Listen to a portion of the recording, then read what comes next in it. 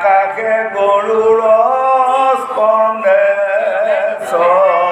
ধৰি হৰি কৃষ্ণ ঈশ্বৰৰ কৃপা কল্যাণ পুত্ৰ পুত্ৰী স্বামী ফলক্ষেৰ দৰ্শন কৰি সৌভাগ্য বুদ্ধি হওক সৌভাগ্য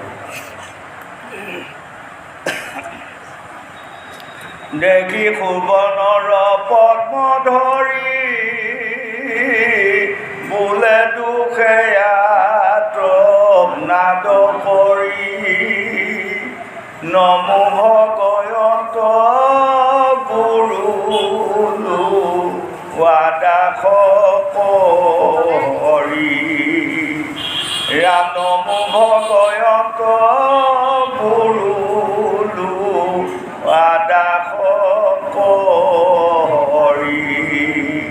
আজি শ্ৰী শ্ৰী কৃষ্ণ মন্দিৰত মহাভাগৱত অনুষ্ঠানত সমবেত হোৱা কল্যাণ পুত্ৰ পুত্ৰী স্বামী ভক্তৰ সহায় ভকত বৈষ্ণৱ যুৱক যুৱতী শিশু শিশুৰী সবাৰ পাৱলি আমাৰ ধৰ্ম কথা তেওঁ আজি দশম স্কন্ধ পদুন্য ৰুক্মিণী গৰ্ভত কেনেকৈ জন্ম ল'লে এইকণ কথা গংগা পাৰত পৰীক্ষিত ৰজাই শুকদেৱক আহ্বান কৰিছে গুৰুদেৱ এইকণ কথা মোক কওক কাৰণ পদুন্য এজন আপোনাৰ মুখত কৈ গৈছিলে কামদেৱ আছিল আৰু কামদেৱৰ পৰা কেনেকৈ পদুন্য হ'ল এইকণ কথাও বুজাই দিয়ক বুলি আজি গংগাৰ পাৰত পৰীক্ষিত ৰজাই শুকদেৱক আহ্বান কৰিছে আৰু শুকদেৱে কৈছে ধন্য ধন্য ৰাজা পৰীক্ষিত তোমাক মই এইকণ কথা ভাঙি পাতি কওঁ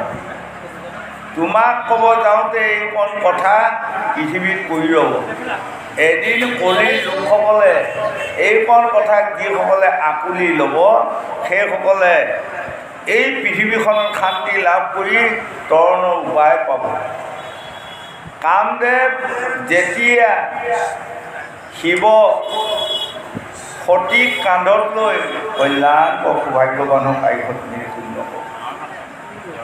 গোটেই পৃথিৱীত ঘূৰি আছিল শিৱই সেই সময়ত ত্ৰিদকৌটি দেৱতা ব্ৰহ্মা সবে সকলোৱে গৈ স্বয়ং বিষ্ণুৰ আগত কৈছিল এতিয়া কি হ'ব সতীক কান্ধত লৈ কেৱল দেশে বিদেশে শিৱই কান্দি কান্দি ঘূৰি আছে আৰু কোনোদিনে তেওঁ স্থিৰ হোৱা নাই মনৰ স্থিৰতা নাই এই তেতিয়া ব্ৰহ্মাই বুলন্ত বিষ্ণু শুনাহা বচন কীৰ্তৰূপে সতীদেহ কৰা বিনাশন তুমি কীট ৰূপ লৈ বিষ্ণু তুমিয়েই যায় সতীৰ দেহত প্ৰৱেশ কৰি সতীৰ দেহটো কাটি টুকুৰা টুকুৰিকৈ পেলাই দিয়া যেতিয়া কল্যাণ গায়কত বিঘিনি শূন্য কৰ মনৰ বাঞ্ছা শূন্য কৃষ্ণ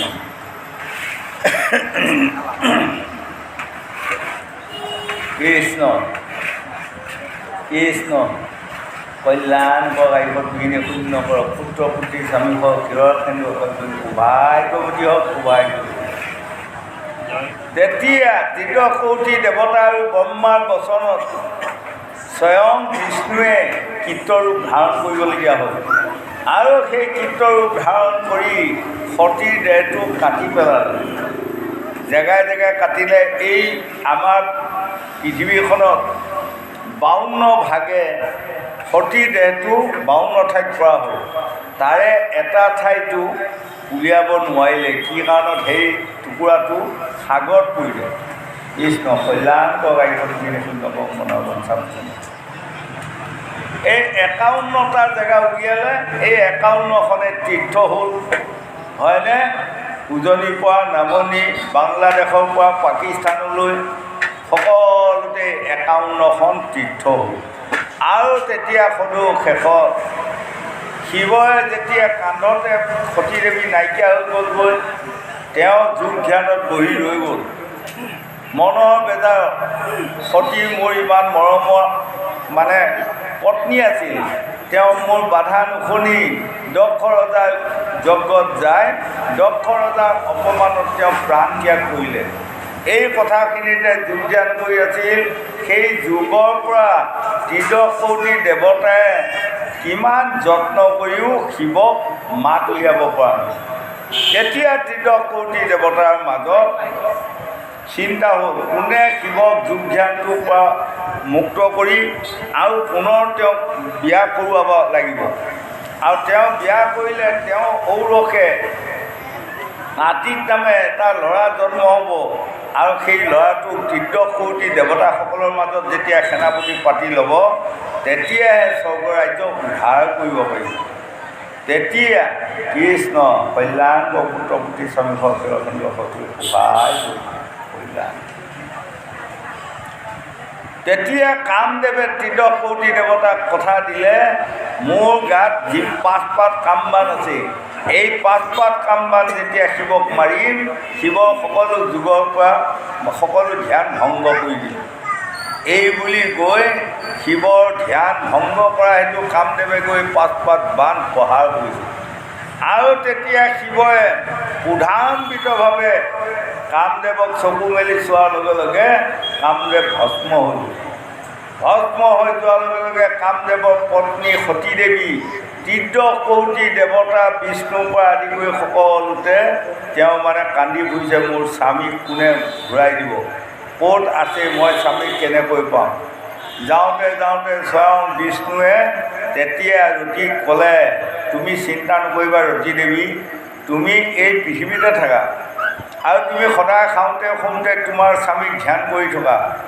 দ্বাপৰ যুগত যেতিয়া কৃষ্ণৰ ঔৰসে তোমাৰ স্বামী কামদেৱ আহি মানে প্ৰদন্য জন্ম ল'ব, আৰু তেতিয়া তুমি দ্বাপৰৰ মধ্যম যুগত তোমাৰ স্বামীক লাভ কৰিব পাৰিবা।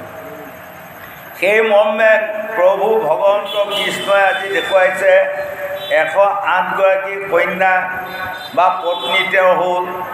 সকলোতে তেওঁ চিন্তা কৰি কামদেৱক আত্মাটো আহি তেওঁ যেতিয়া দেহত থিতি হ'লে, স্বয়ং কৃষ্ণই ভাবিছে কাৰ গৰ্ভত এই সন্তানটো দিম। তেতিয়া তেওঁ আজি চিন্তা কৰিলে, আটাইতকৈ মোৰ মৰমৰ ৰুক্মিণী, গতিকে ৰুক্মিণী দেৱীৰ গৰ্ভত মই এই সন্তানটো দিম। তেতিয়া সেই মৰ্মে ৰুক্মিণী দেৱীৰ লগত সংগম কৰি তেওঁ বীৰ্যদান কৰি আজি তেওঁ মানে তাত সন্তান থিতি দিলে। এতিয়া সেই সন্তানটোৱে হ'বগৈ প্ৰদন্য, আৰু জন্ম হোৱাৰ পাছত প্ৰদন্যক কেনেকৈ সম্বৰসুৰে হৰণ কৰি লৈ যায় কল্যাণকাৰী এই কথাখিনি আজি গংগা পাৰত শুকদেৱে পৰিচিত কৈছে। মই তোমাক একাধিক্ৰমে বুজাম, তুমি একান্তচিতে কায় মন বাইক এক কৰি শুনি যোৱা, তেনেহ'লে নিশ্চয় তোমাৰ কামত আহিব। আৰু এইখন কথা কলিত যিসকল মনুষ্যই কাণ দি শুনিব, সেইসকলৰ আপায় অমংগল অশান্তি দূৰ কৰি শান্তি বিৰাজ কৰিব পাৰিব বুলি গংগাৰ পাৰত শুকদেৱে পৰিচিত কোৱা কথা। গোবিন্দ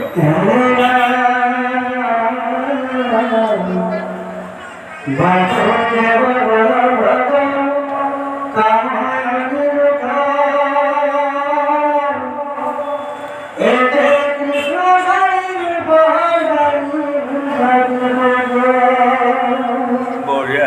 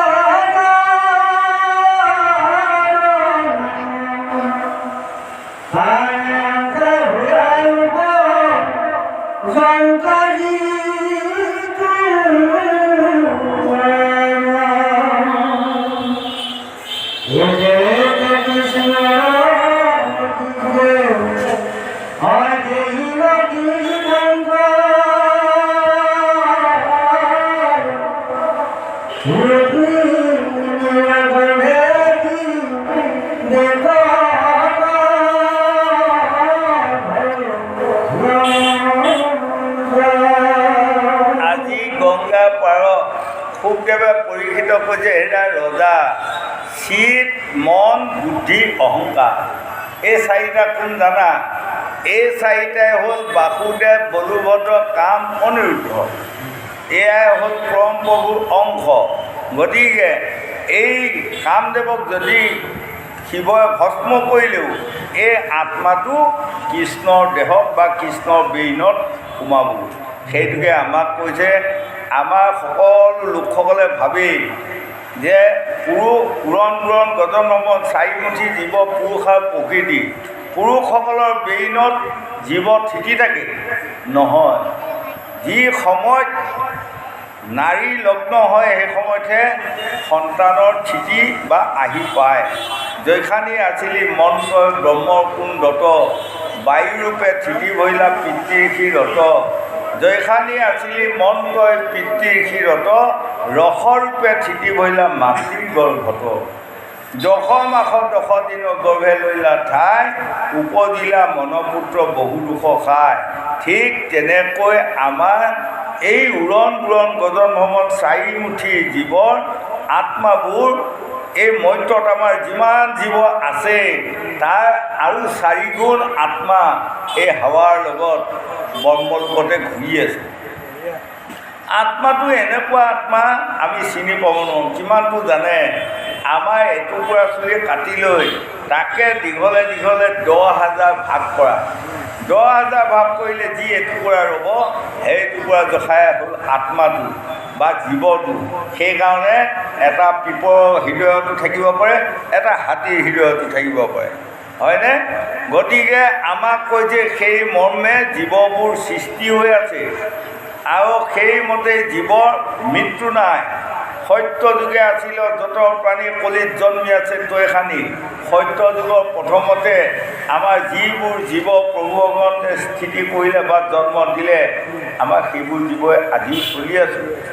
হয়, কৰ্ম অনুযায়ী কোনোবাই আহি ভালৰ জেগা পাইছে, কৰ্ম অনুযায়ী কোনোবাই গৈ বেয়া জেগা পাইছে, কৰ্ম অনুযায়ী মানুহ জন্ম পাইছে, কৰ্ম অনুযায়ী শিয়াল কুকুৰৰ জন্ম পাইছে।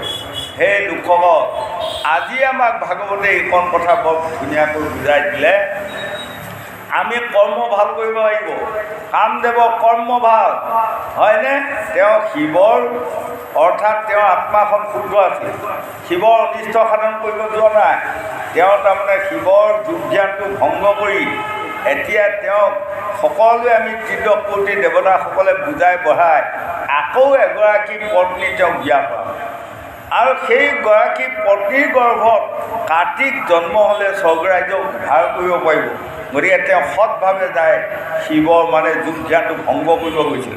কিন্তু শিৱই উধাম্বিতভাৱে চোৱাৰ কাৰণে তেওঁ ভস্ম হৈ গ'লেও সেই আত্মাটো সৎ আত্মা।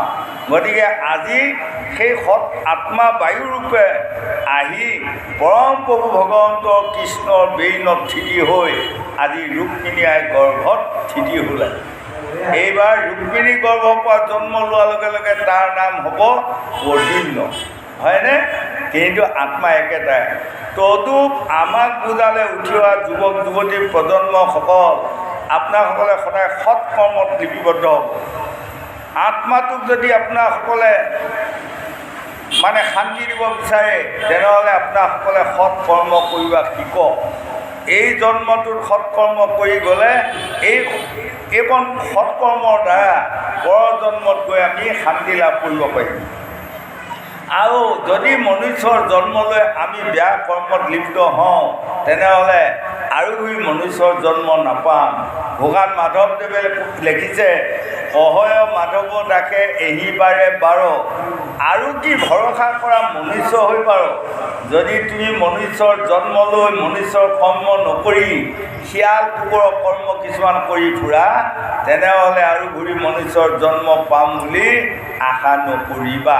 গতিকে উঠি অহা যুৱক যুৱতী প্ৰজন্মসকল অহংকাৰ, অভিমান, বাহাদুৰি, টেম্পাৰ, গৌৰৱ, জেদ ত্যাগ দিয়া। এইকেইটা বস্তুৱে আমাৰ ক্ষতি সাধন কৰে। এইকেইটা বস্তুৱে আমাৰ আত্মাটোক বেয়া জন্মলৈ স্থানান্তৰ কৰে। গতিকে আমাক কৈছে সৎ ভাৱেদি সৎ কৰ্মত যেতিয়া আপুনি সদায় লিপিবদ্ধ হৈ থাকিব, কেতিয়াবা আপোনাৰ দুখ আহিলেও পৰম প্ৰভু ভগৱন্তে সেই দুখৰ পৰা আপোনাক নিবাৰণ কৰিব বা পৰিত্ৰাণ কৰিব। গতিকে আমি সৎ হোৱাটোৱে পৰম কৰ্তব্য।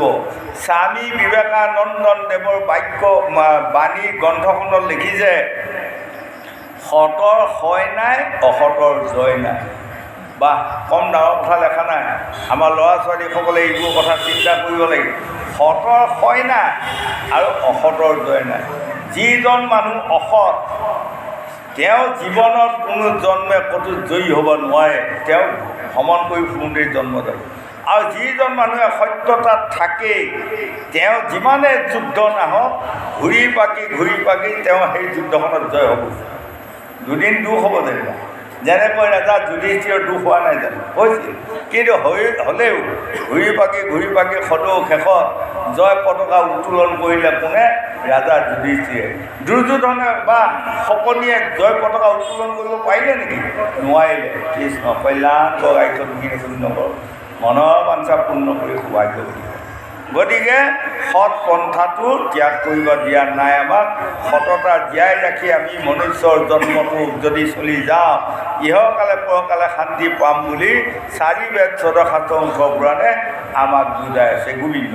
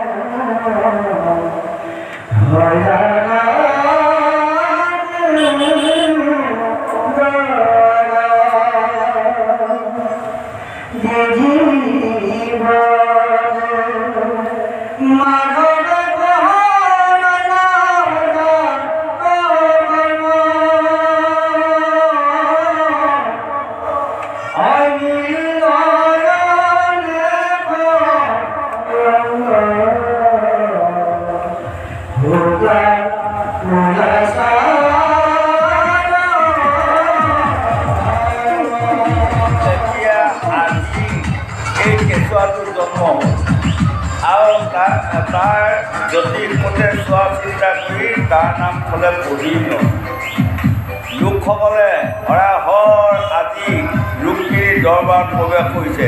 সকলোৱে চাই কৈছে কৃষ্ণৰ সদৃশ চাম বৰ্ণ পদ্মমুখ কমল নয়ন দেখি মিলে মহাসুখ। গোটেই কৃষ্ণৰ মুখখন, কৃষ্ণৰ ৰূপ, কৃষ্ণৰ কাণ, কৃষ্ণৰ ৰং আটাইকণ আহি আছে। এতিয়া আমাৰো মন কৰিবচোন, পিতৃ মাতৃ সতি সন্তানবোৰ সদায় হয় বাপেকৰ চিহ্ন ক'তো নহ'লেও কাণত চিহ্ন থাকিব, বাপেকৰ চিহ্ন কোনোপিনে নহ'লেও নাকত বাপেকৰ নাকটো ধন নহ'ব, কোনোপিনে অইনপিনে নাই বাপেকৰ চিহ্ন কিন্তু উৎকিতাত হ'ব, কোনোপিনে বাপেকৰ চিহ্ন নাই কিন্তু চকু ভুৰকিটাত হ'ব। হয়, যেনে তেনে পিতৃ মাতৃৰ ৰূপৰেখাটো বা পিতৃৰ ৰূপৰেখাটো সন্তানৰ লগত থাকেই। সেইটোকে আজি কৃষ্ণৰ বংশটোৱে আনন্দৰ সীমা নাই। সকলোৱে আজি প্ৰদ্যুম্নৰ ৰূপটো চাই আনন্দত গোটেই মানে হুলস্থুল লগাই আছে, আনন্দ ৰহস্য। সেইটোকে আমাক ক'লে, সেই লোকসকল নিধনীৰ ধন অপুত্ৰকৰ পুত্ৰ, তাতকৈ শান্তি পৃথিৱীত ক'ত আছে। কৃষ্ণ ঈশ্বৰৰ কৃপা কল্যাণ কাইকত শূন্য সৌভাগ্যৱতী হওক, মনৰ বাঞ্ছা পূৰ্ণ হওক। সতী সন্তান নোহোৱা এগৰাকী আই যেতিয়া এটি ল'ৰা বা ছোৱালী জন্ম হ'ব, তেওঁলোকৰ তাতকৈ আনন্দৰ সীমা নাই। অসাধ্য সাধন এগৰাকী নিধনী মানুহে যেতিয়া ধন এটোপোলা পাব, তেওঁৰ শান্তি মানে ইমান আহিব, আনন্দৰ সীমা নোহোৱা হ'ব। তদুপ আমাক দেখুৱালে সেই লোকসকল এই পৃথিৱীখনত অপ্ৰাপ্য বস্তু প্ৰাপ্য, তাৰ ক্ষমতা স্বয়ং কৃষ্ণৰ ক্ষমতা। আপোনালোকে কৃষ্ণক ভাবিব। উঠি অহা যুৱক যুৱতী প্ৰজন্মসকল সকলো কথাতে কৃষ্ণক যদি ভাবে, তেনেহ'লে আপোনাসকলক কৃষ্ণইহে এইবোৰ বস্তু প্ৰদান কৰিব পাৰিব, তাৰ বাহিৰে নাই। মই এটি কথা এইখিনিত অকণমান আগুৱাই দিলোঁ, আপোনালোকে বেয়া নাপাব। যেনেকৈ শিৱ আৰু পাৰ্বতীৰ মাজত এদিন বাদানুবাদ আহিল। বাদানুবাদ আহি পাৰ্বতীয়ে কৈছে, তোমাৰ ভকতবোৰ কি জানা, কেৱল ভাং ধপাত খাই মানে মজগুল হৈ ফুৰা ভকত, তাৰ বাহিৰে অন্য নাই, হয়নে? কুমলীয়া ভাঙুনি তোমাৰ ভকত সোপাই এনেধৰণৰ। আৰু শিৱই কৈছে, তোমাৰ ভকতবোৰ ৰূপ ৰস মানে ৰজগুণী।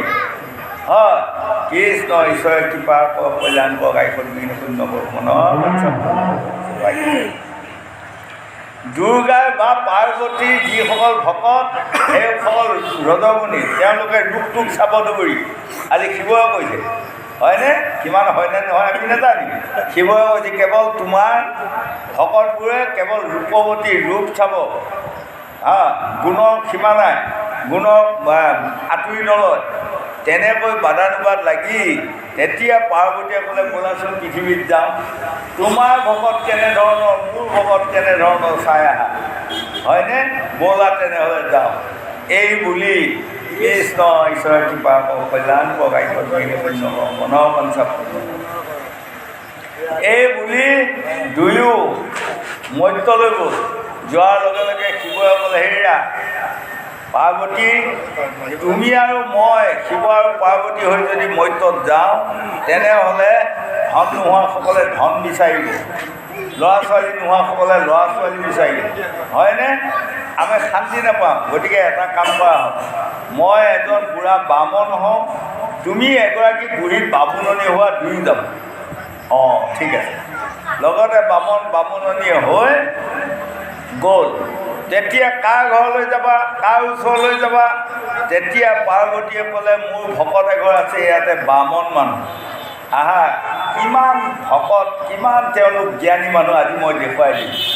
এই বুলি গৈ যেতিয়া মানুহঘৰ ওচৰ পোৱাৰ লগে লগে দেখে তেওঁলোকৰ বামুণনী দুগৰাকী আৰু পুত্ৰ এটি। বামুণে এডাল খলি লাখুটি লৈ বামুণনীক টুমুনিয়াই ফুৰিছে, আৰু ল'ৰাটোৱে ইপিনে মাকক বুজাইছে, সিপিনে বাপেকক বুজাই, মানে হুলস্থুলৰ পৰিৱেশ। আৰু তেতিয়া লগে লগে পাৰ্বতীয়ে ডাক দিলে, হেৰা তোমালোকে হাই কাজিয়া হুলস্থুল বন্ধ কৰা, আমি স্বয়ং শিৱ পাৰ্বতী আহিছোঁ তোমালোকক বৰ দিম। তেতিয়া লগে লগে তিনিজনে আহি কৈছে, দিয়ক বৰ দিয়ক, মোক এটি দিয়ক। ইটোৱে বোলে মোক এটি দিয়ক। হ'ব, তোমালোকক এটা এটা বৰ দিয়া হ'ব। কাক আগে বৰ দিম আগে কোৱা। লগে লগে বামুণনী আগবাঢ়ি কৈছে, মোক আগেই দিয়ক বৰ। তেতিয়া ক'লে পাৰ্বতীয়ে, কোৱা তোমাক কি বৰ লাগে? বুঢ়ী বামুণীয়ে ক'লে মই এই নিমিষৰ ভিতৰতে 19 বছৰীয়া এজনী দেখাই শুনাই অপৰূপা সুন্দৰী যুৱতী হৈ যাম যেনে এই বৰপুৰীয় তথাস্তু বুলি কোৱাৰ লগে লগে নিমিষৰ ভিতৰতে বামুণী 19 বছৰীয়া এগৰাকী সুন্দৰ যুৱতী হৈ গ'ল আৰু এই ৰূপটো দেখি সকলোৱে চমক লাগি আছে বাহ আৰু বুঢ়া